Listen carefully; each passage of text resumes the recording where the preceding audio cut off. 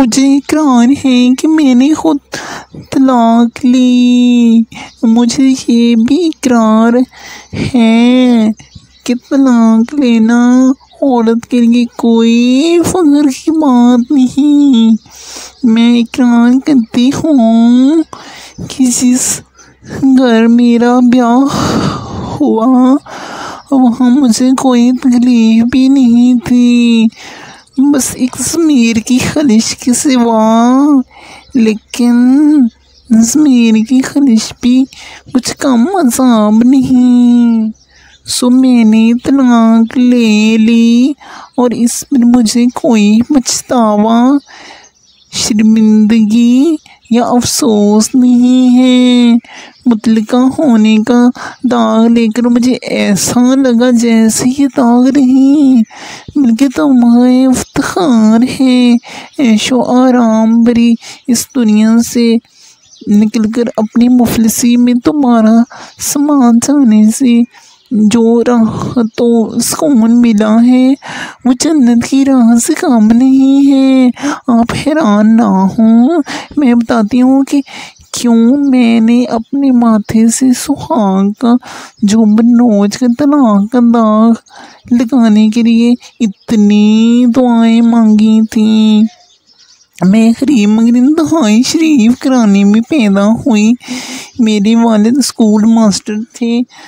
वो बच्चों को ज़ेवरी तालीम से आरास्ता करने में रोज़ो शब कोशां रहते थे। उनको नेकी, शराफत और दियानत का दर्स देते थे।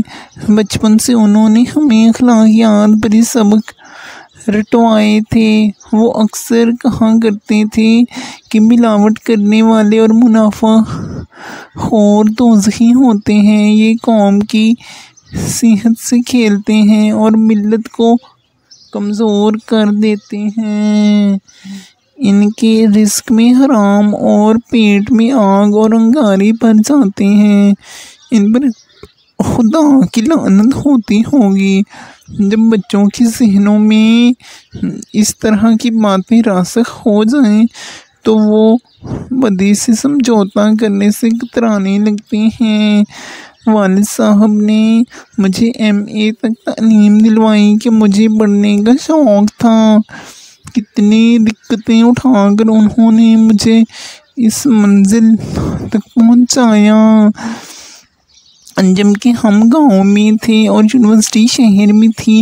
एक प्राइमरी स्कूल टीचर की तनख्वाह इस कदर क्लियर हुआ करती थी कि 2 वक्त की रोटी इससे मुश्किल पूरी हो पाती थी।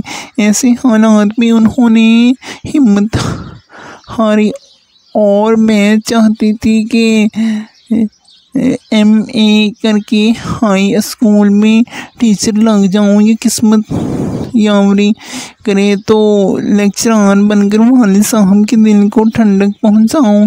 जब हालात करेला आता है तो बरसों के ख्वाबों को भी बहा ले जाता है। उन दिनों मैंने लेक्चरारशिप की आसामी के लिए दरख्वास्तें दी हुई थी कि वालिद साहब की मुलाकात गांव के एक अमीर आदमी से होगी जिसका अपना कारोबार था। वो अपने पोते का स्कूल लिविंग सर्टिफिकेट लेने आया था। अम्मा जान से उनकी अच्छी गपशप हुई और बातों में रिश्तों का जिक्र चल निकला। आफाक साहब ने कहा, मुझे अपने डॉक्टर बेटे के लिए ऐसी लड़की की तलाश है जो कम से कम ग्रेजुएट हो और सादा रहन सहन की परवरदा हो। अमीरी गरीबी के फ़र्क को मैं अहमियत नहीं देता, लेकिन जैसे हर नौजवान की आरज़ू होती हैं कि उसकी शरीकी हयात तालीम याफ्ता होने के साथ नेक सीरत और खुश शक्ल भी हो, मेरी साहब की भी यही आरज़ू है। मेरी बीवी ने काफ़ी लड़कियां देखी हैं लेकिन अभी तक कोई ऐसी लड़की नहीं मिली जिसमें ये तमाम खूबियाँ यकजा हों। दरअसल गाँव में लड़कियाँ खूबसूरत तो बहुत हैं मगर तालीम बस मैट्रिक। आप ही इंसाफ कीजिए, डॉक्टर लड़के के लिए लड़की भी आला तालीम याफ्ता होना चाहिए कि नहीं। शहर में तो बहुत लड़कियां मिल जाएंगी मगर हमारी बेगम की न जाने क्या मंतब है कि वो इस बात पर अड़ी हुई है कि मुझे बहू गांव में रहने वाले घराने से ही वो चाहिए। आफाक साहब की ये बातें सुनकर मेरे सादा दिनों साफ गो वाले साहब बोले, भाई साहब अगर आप पसंद करें तो अपनी बेगम को हमारे घर भिजवा दें। मेरी बेटी गाँव की प्रवरदा लेकिन आला तालीम याफ्ता है। उसने मास्टर्स की डिग्री हासिल की है, जिसके लिए वो 2 साल यूनिवर्सिटी के गर्ल्स हॉस्टल में कैंप पसीर रही है। ये सुनकर आफाक साहब की बातें खिल गईं। वो बोले, रिश्ते तो नसीबों से होते हैं। बहरहाल मैं आज ही अपनी बेगम को आपके गांव में भेजूंगा ताकि वो एक नज़र आपकी बच्ची को देख लें। हो सकता है कि आपसे हमारी रिश्तेदारी हो जाए। आप तो बहुत भले मानस हैं, यकीनन औलाद भी आपकी जैसी नेक सीरत होगी। खैर, इस तरह आफाक की बेगम हमारे घर तशरीफ़ लाएं। मुझे तो इल्म ना था कि ये क्यों आई हैं। जैसा हमारे मजाज में था, खुश अखलाकी से मेहमान की आओभगत करना वो हमने की। वालिद साहब ने बताया था कि उनके दोस्त के घर से ख़वातीन आएंगी। बातों बातों में मिसेस आफाक ने ये भी बताया कि उनके शौहर काफ़ी असर रसूख वाले हैं और इलाके के सियासतदान की मुआवनत से गांव में लड़कियों के लिए कॉलेज के क़याम की कोशिश कर रहे हैं। मुझसे मुखातिब होकर बोले, मुझसे ये जान के बहुत खुशी हुई है कि गांव में रहकर तुमने मास्टर्स कर लिया है। इंशाअल्लाह 2-4 माह में हमारे गांव में लड़कियों का कॉलेज खुलने वाला है। जो ही मंजूरी आएगी, इमारत बनना शुरू हो जाएगी। मुझको उनकी बातें बहुत पसंद आई कि वो तालीम की इस कदरदान हैं।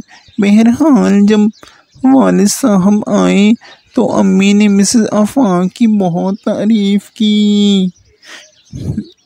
इसी तरह जब वो घर गईं तो अपने शौहर और लड़के से मेरी बहुत तारीफ़ की।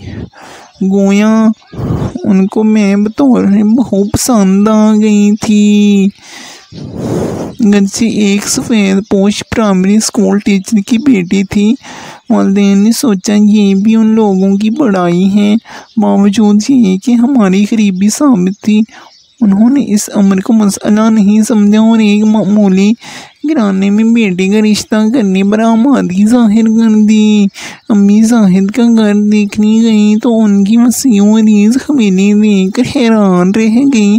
क्या दौलत थी, क्या शान और शौकत थी। नौकर चाकर थी, गाड़ियाँ सुजुकियाँ वैगनें थी। हर शय मुँह से बोल रही थी कि दौलत इस घराने की बांधी है। अम्मी अब्बा को तो यकीन नहीं आ रहा था कि कैसे उन्होंने हम सीधे साधे कम माया लोगों के साथ रिश्ता जोड़ना पसंद कर लिया था। ये किस्मत का लिखा था। जाहिद के साथ मेरी शादी हो गई और मैं आफाक साहब की बहू बनकर उनके गांव आ गई। ये बिल्कुल गैर लोग थे, मगर मुझसे उन्होंने पहले दिन से यही एहसास दिया कि मैं गैर नहीं हूँ।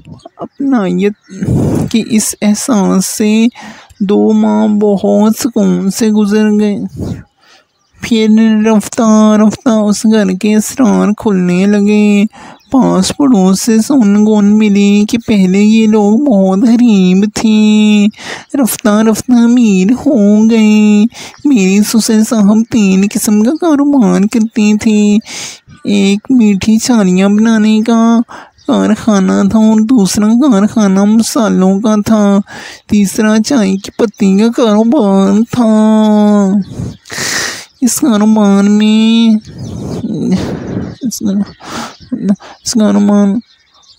मेरे 4 दीवर भी बराबर के शरीक थे।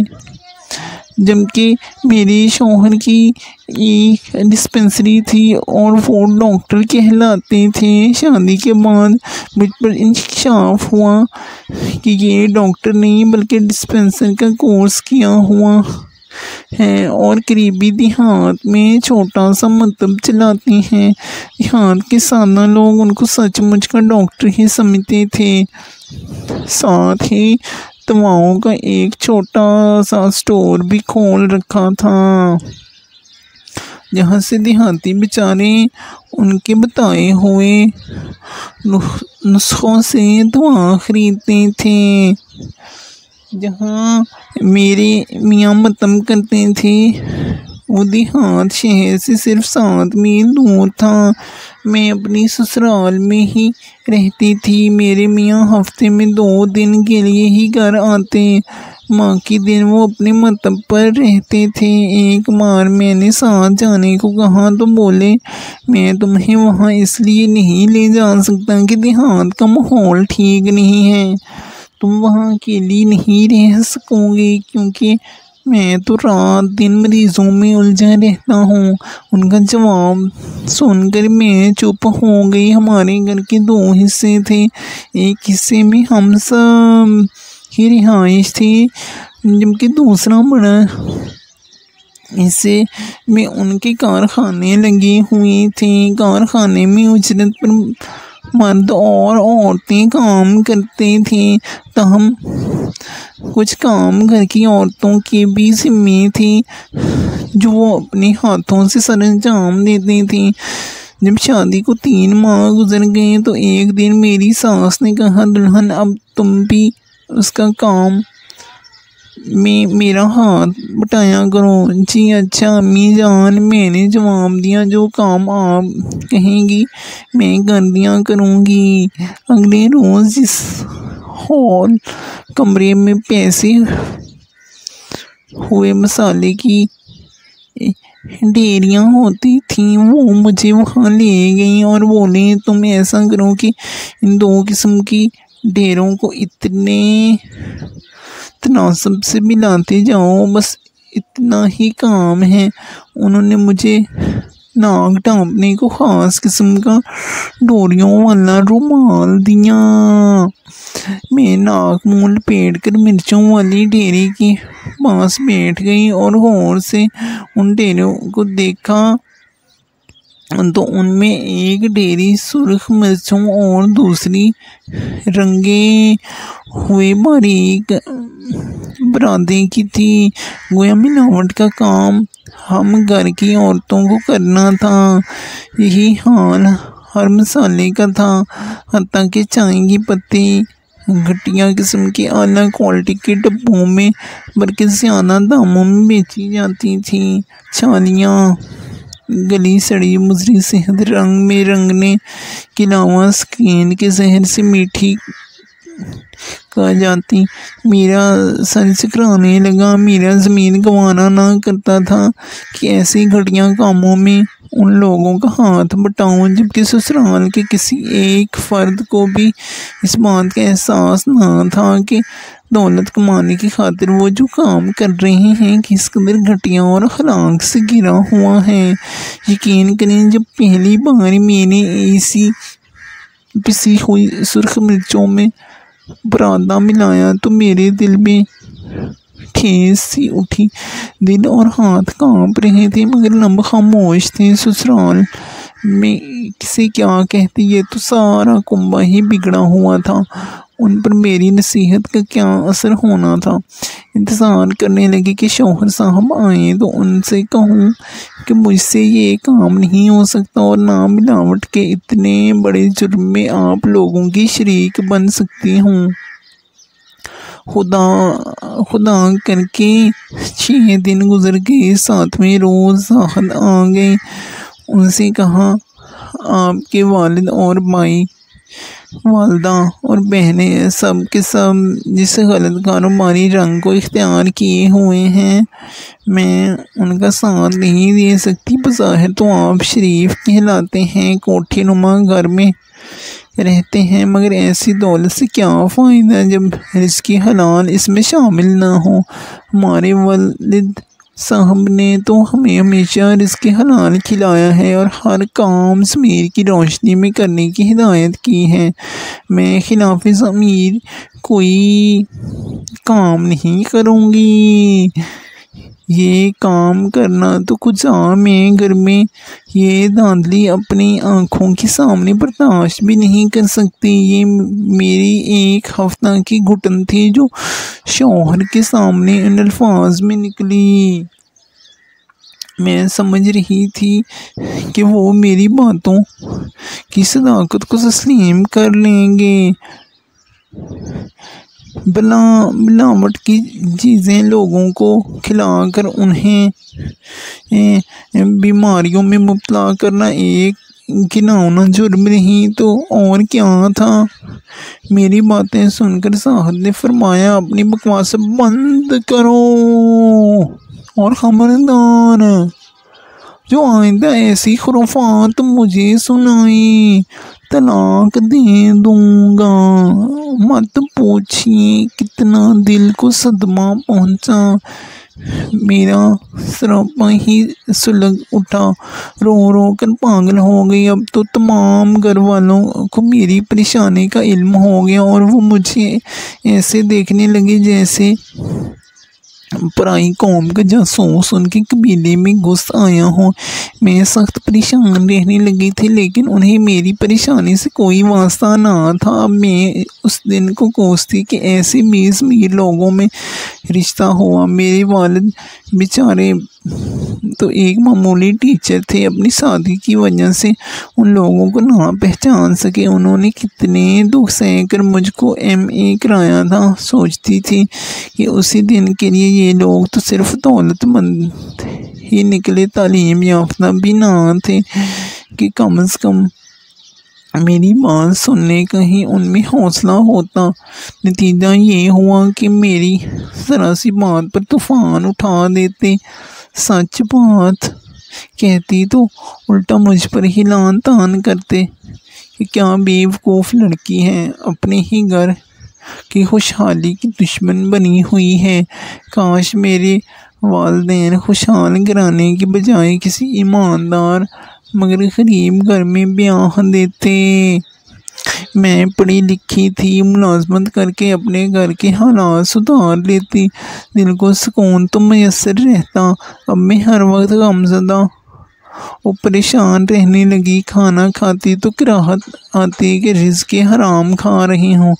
आहिस्ता आहिस्ता दिल की घुटन बढ़ती गई। जब पता हो के करीब ही खरे में खोट मिलाया जा रहा है, जब इल्म हो कि ऐसा कुछ गलत हो रहा है जो लाखों इंसानों की सेहत को बर्बाद करने का सबब बन रहा है, उफ कितनी रूह फरसा बात थी।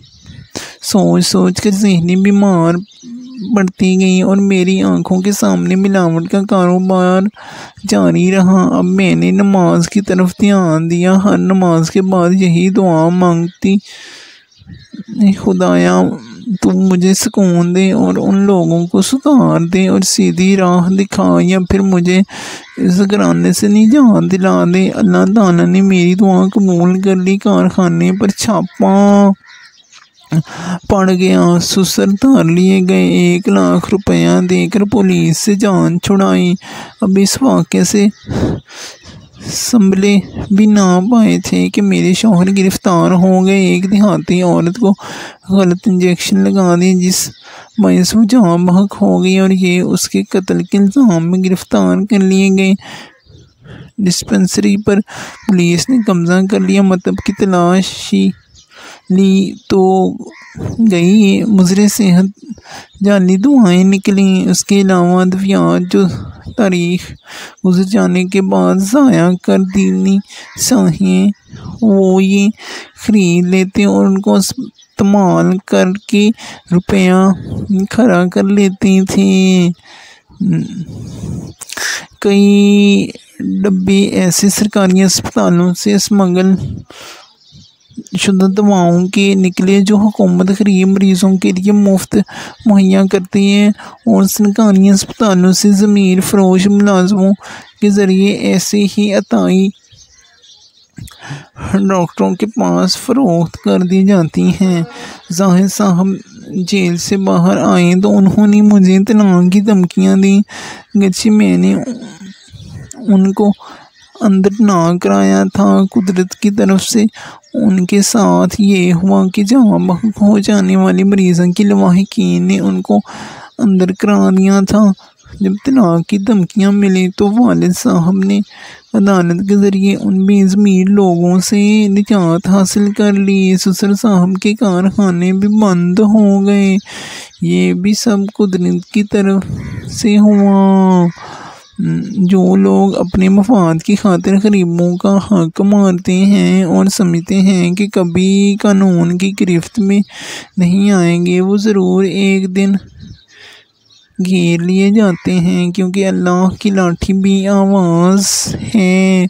वो कानून से बच भी जाएं तो क्या कि अल्लाह ताला के इंसाफ से बच सकते हैं।